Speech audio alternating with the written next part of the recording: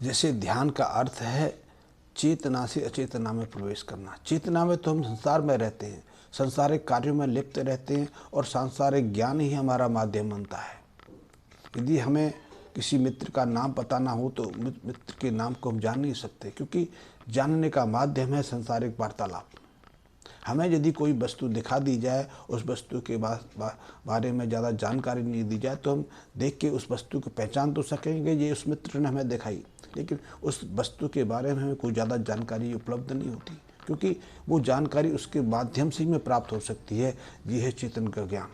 लेकिन अचेतन का ज्ञान, जो हमारे अचेतन जगत का ज्ञान है, वो तो इन इंद्रियों के साथ माध्यम से नहीं, वो संसार के माध्यम से नहीं, वो तो उस जगत में प्रवेश करने के माध्यम से ही उपलब्ध हो सकता है। लेकिन अचेतन को कैसे जागृत करें, अचेतन के साथ हम कैसे संपर्क स्थापित करें।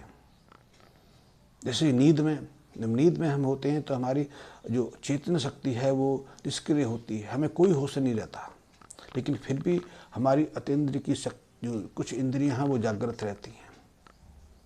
नींद में हमारे कान तो निष्क्रिय रहते हैं, हमें सुनाई नहीं देगा, हमारे पास यदि कोई वार्तालाप कर रहा हो तो हम उसे सुन नहीं पाते। इसी तरह हमारे सामने सब कुछ घटित होता रहता है, हमारी आंखें चाहे पलकों के बीच गतिशील हों लेकिन दिखाई नहीं देता, लेकिन गंध फिर भी हमें महसूस हो जाती है। स्पर्श के माध्यम से भी कुछ अनुभव कर लेते हैं, क्योंकि अतीन्द्रिय शक्ति है कुछ सीमा से जागरण में रहती है। लेकिन स्वप्न के माध्यम से हमारी जो अतीन्द्रिय इंद्रियां हैं वो एकाएक सक्रिय हो जाती हैं। तो नींद की गहरी अवस्था में स्वप्न के माध्यम से हम हजारों किलोमीटर का डिस्टेंस तय कर लेते हैं, हजारों किलोमीटर के डिस्टेंस को देख के वहाँ किसी से मिल लेते हैं, वार्तालाप कर लेते हैं, वहाँ से लौट सकते हैं। यात्रा करना हमारा सहज हो जाता है। उस अवस्था में हमारी आंखें भी खुली रहती हैं, क्योंकि प्रत्यक्ष देखते हैं, चाहे वो रंग में दिखाई ना दे, चाहे वो काले रंग में सफ़ेद रंग में दिखाई देते, लेकिन दिखाई अवश्य देता है। हम नींद में उसको पहचान भी लेते हैं, उससे वार्तालाप भी कर लेते हैं, बहुत सारी प्रश्न पूछ भी लेते हैं, और कुछ ऐसे प्रश्न भी पूछ लेते हैं जो हमारे अचेतन मन में दबे होते थे। ये अचेतन मन की एक अंश की जानकारी मैंने आपको दी, लेकिन ध्यान के माध्यम से जो हमारे अचेतन की शक्तियाँ हैं वो एकाएक असीम शक्ति के साथ जागृत होती हैं। ऐसी अवस्था में हमारी जो जागृत इंद्रियां हैं वो तो निष्क्रिय अवस्था में रहती हैं, हम स्वयं भी निष्क्रिय अवस्था में रहते हैं, क्योंकि ध्यान की गहरी अवस्था में हमारी श्वास की गति बहुत धीमी हो जाती है। हमारे मन के विचार शिथिल पड़ जाते हैं, शांत पड़ जाते हैं, मन में किसी तरह की कामना नहीं रहती, कोई जिज्ञासा नहीं रहती, कोई भावना नहीं होती।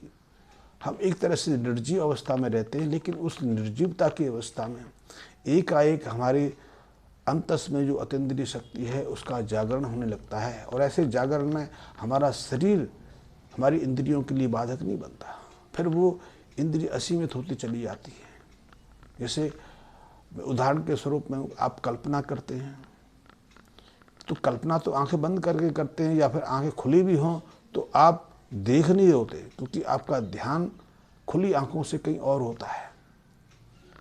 उस कल्पना में या स्वप्न में आप अपनी अंतस की आंखों के माध्यम से कुछ भी देख लेते हैं, लेकिन जब ध्यान की अवस्था में होते हैं तो हमारे अंदर की जो सूक्ष्म शक्तियाँ हैं, सूक्ष्म इंद्रियाँ हैं, एकाएक सक्रिय अवस्था में आ जाती हैं। तो ऐसे में यदि एक बार कुछ सुना हो, पढ़ा हो, देखा हो, वो हमें हमेशा के लिए स्मरण में रहता है। खैर, ये ध्यान को समझना थोड़ा मुश्किल हो गया, मैं इसको समझाने का प्रयास हिप्नोसिस से करता हूँ, सम्मोहन विज्ञान के माध्यम से करता हूँ। सम्मोहन विज्ञान भी एक ऐसी प्रक्रिया है जिसके माध्यम से एक सम्मोहनविद हमारी वह चेतना को सुषुप्ति में ले जाता है, निद्रा में ले जाता है, हमें नींद में प्रवेश करा देता है। और ये काल्पनिक एक कृत्रिम नींद होती है, जिसमें हम नींद में तो अवश्य होते हैं, लेकिन हम जो सम्मोहनविद है उसकी हर बात को सहजता से सुन रहे होते हैं और उस पर अपनी प्रतिक्रिया भी दिखा रहे होते हैं। उसी के माध्यम से तो हम हिप्नोसिस में सम्मोहन में जाते हैं। और ऐसे में जब वो सम्मोहन देता है, हमें कोई ऑर्डर देता है, आदेश देता है, तो हम तत्क्षण उस पर प्रतिक्रिया दिखाते हैं। ऐसे में वो हमें कुछ भूलने के लिए कहता है, कुछ अनुभव करने के लिए कहता है, तो हम ऐसा व्यवहार कर दर्शाते हैं। सम्मोहन की गहरी अवस्था में यदि वो हमारे हाथ पर बर्फ़ का गोला रखे कहे कि ये आग का गोला है, तो हमें वो आग का गोला अनुभव होता है। हमें बर्फ़ का एहसास, बर्फ़ की ठंडाई है वो महसूस नहीं होती। और हम बर्फ़ के गोले को आग के रूप में ही स्वीकार करते हैं। हमें उसकी ठंडाई ही महसूस नहीं होती, उसकी ठंड ही अनुभव नहीं होती। हम देखते हैं कि जो बर्फ़ का गोला है वो हमारी हाथ हथेली में फफोला भी पैदा कर देता है। उसकी वास्तविक जलन होती है, क्योंकि हमारा जो अतीन्द्रिय मन है, आंतरिक मन है, आंतरिक इंद्रियां हैं, उस सम्मोहन वेद के जो ऑर्डर है, सम्मोहन वेद का जो संबोधन है, उसको हम वास्तविक रूप में स्वीकार करते हैं। वो और भी बहुत सारे संबोधन देता है, और उस हर संबोधन पर हम सत्य वास्तविक प्रतिक्रिया दर्शाते हैं। वो हमें हमारा नाम भूलने के लिए कहता है, तुम नाम भूल जाते हैं, जबकि एक नाम भूलना हमारे लिए सहज प्रक्रिया नहीं है। लेकिन सम्मोहन वेद के हर आदेश को हम यथावत मानते हैं। ये तो साधारण सा प्रयोग है। सम्मोहन के माध्यम से बहुत सारे प्रयोग होते हैं। दर्द को भुलाने के लिए कहा जाता है, तुम दर्द भुला देते हो। सम्मोहन के माध्यम से आजकल तो पश्चिमी जगत में कई तरह के ऑपरेशन होने लगे। वहाँ स्त्रियों की प्रसव क्रिया को सम्मोहन के माध्यम से दर्द रहित प्रसव प्रक्रिया संपन्न कराई जा रही है। स्मरण शक्ति बढ़ाई जा रही है। यदि किसी की याददाश्त चली गई हो या फिर कोई चीज़ खो गई हो, वर्षों तक उसे याद नहीं आ रही हो, वर्षों पुरानी बात हो, तो उसको पुनः स्मरण कराने के लिए सम्मोहन की मदद ली जा रही है। या कोई आप किसी विकार के शिकार बन गए हैं, नशे के आदी बन गए हैं, आप नशा छोड़ नहीं पा रहे हैं, या फिर किसी के प्रति आपके मन में विद्वेष की भावना पैदा हो गई है, बहुत सारी चीज़ों के लिए, ऐसी मनोव्याधियों को ठीक करने के लिए वह सम्मोहन का उपयोग किया जा रहा है। ऑपरेशन करने के लिए हम एनेस्थीसिया देते हैं, जो संज्ञाहरण दवाएं देते हैं, बेहोशी की जो चीज़ें देते हैं, उनको अब न्यूनतम करने के लिए भी सम्मोहन का उपयोग पश्चिमी जगत में हो रहा है। भारत में भी कई जगह हो रहा है, लेकिन इतने स्तर पर नहीं। बहुत सारी जो मनोव्याधि हैं, उनका उपचार, उनका ट्रीटमेंट भी सम्मोहन के माध्यम से हो रहा है। और सम्मोहन तो ध्यान की बहुत उथली अवस्था है, और ध्यान की भी जो अवस्था मैं कह रहा हूँ वो तो डीप कॉन्सेंट्रेशन है।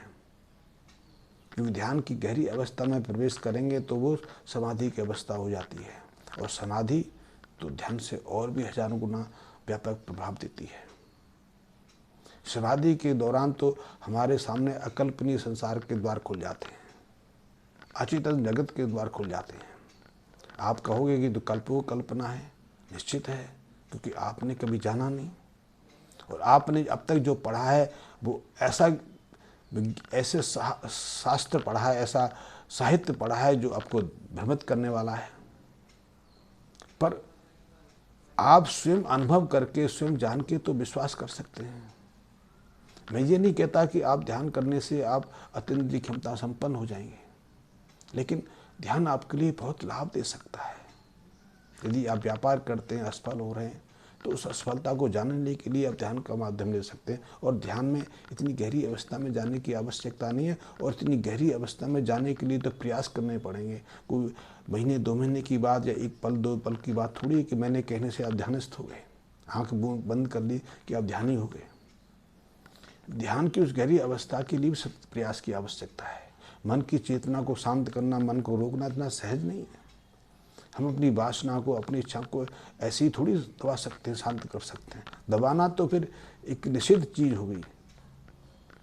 मन में उठने वाले विचारों को उठने से पहले ही शांत कर देना, ये कोई सहज कार्य तो नहीं है, लेकिन प्रयास से, सतत अभ्यास से सब कुछ संभव है, और तभी ध्यान घटित होता है। इसलिए तो अष्टांग योग में बहुत सहजता से कहा गया है कि ध्यान की बात छोड़ो, आप धारणा को पकड़ लो, डीप कॉन्सेंट्रेशन को पकड़ लो। डीप कॉन्सेंट्रेशन और धारणा की बात भी छोड़ो, उससे पहले प्रत्याहार को पकड़ लो, और प्रत्याहार की बात को भी छोड़ो, वो तो फिर हायर एजुकेशन हो गई। उससे पहले आप प्राणायाम ही सिद्ध कर लो। और प्राणायाम की कई प्रक्रिया हैं, किसी भी एक प्राणायाम से शुरू करके देखो।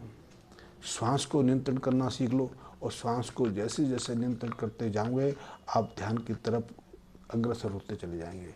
आपका प्रत्याहार घटित होगा, फिर धारणा घटित होगी, और फिर धीरे धीरे आप ध्यान की उस अवस्था में प्रवेश करते चले जाएंगे जो आपके लिए एक अकल्पनीय संसार का द्वार खोल देगी। तो ये